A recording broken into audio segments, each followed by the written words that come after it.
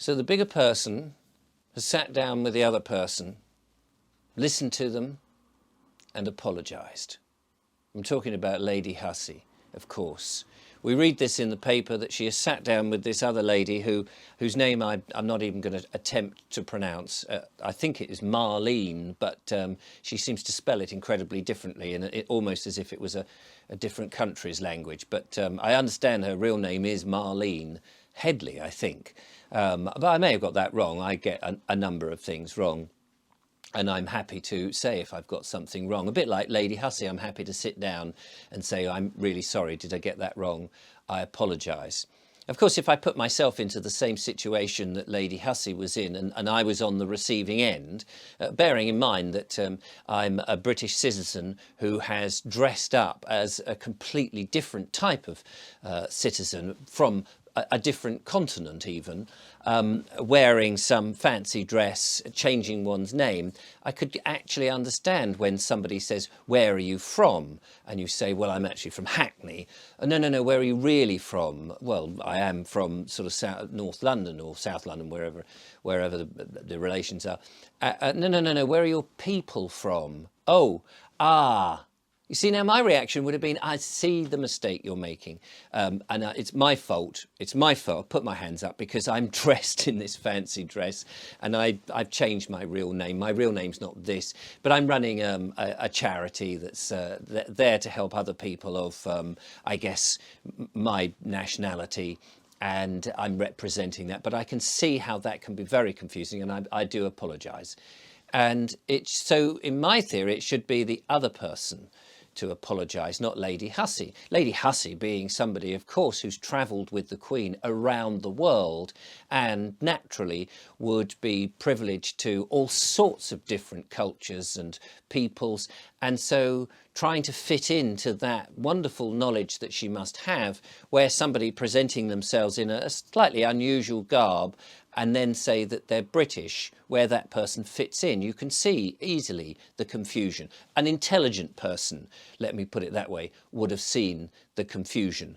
But these days, intelligent people seem to be rare on the ground. Everybody wants to be a victim, because being a victim these days is, well, it's an aspiration, isn't it? Because if you're a victim, you get so much thrown at you. You can go on national television and have a moan about the royals. If you're a victim, you can actually be members of the royals and have Netflix documentaries made about you and earn hundreds of millions of pounds on the back of it. If you're a victim, being a victim seems to be what everybody wants to be these days, which is a bit strange, because the sort of what they call being a victim, a little bit of hardship or a little bit of name calling. I mean, people have called me slaphead in the past, or oi, you, baldy.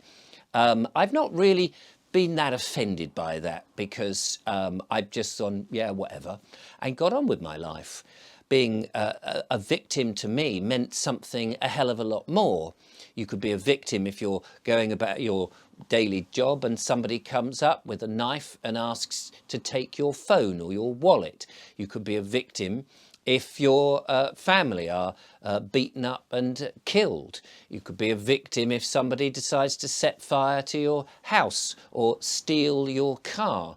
You could be a victim if you're going about your business online and you discover that somebody has plundered your bank account because you had a conversation with them only an hour ago, and they've somehow conned you out of all your savings. You could be a victim in many, many different ways, horrific ways, horrible ways. And of course, being a real victim is nothing to be proud of, and it's nothing to be ashamed of either. But it's not something that you would just have on such a tiny little level, and then need to have that need to go on national television and have a jolly good moan and say, oh, well, I need to be apologised to. I need to have someone say something to me because I feel so aggrieved that someone misunderstood where I was from because I was presenting very unusual dress. No, I don't think she was the victim at all.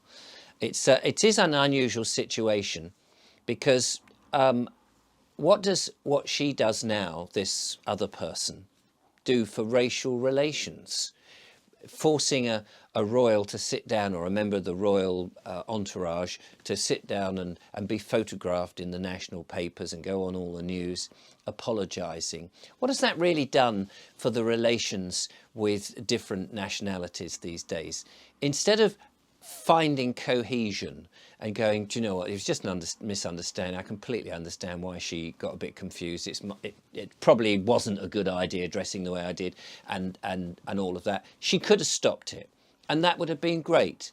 People actually like people who are a bit more magnanimous and put their hands up and say, do you know what, yeah, maybe I shouldn't have done this. That's what would warm the relationships, not standing there and being, oh, somebody got confused and they wouldn't relent and they kept asking, oh dear, oh. Being a victim is, a real victim, is not a pleasant thing, and it's not an aspiration. And those people who think it is are incredibly misguided.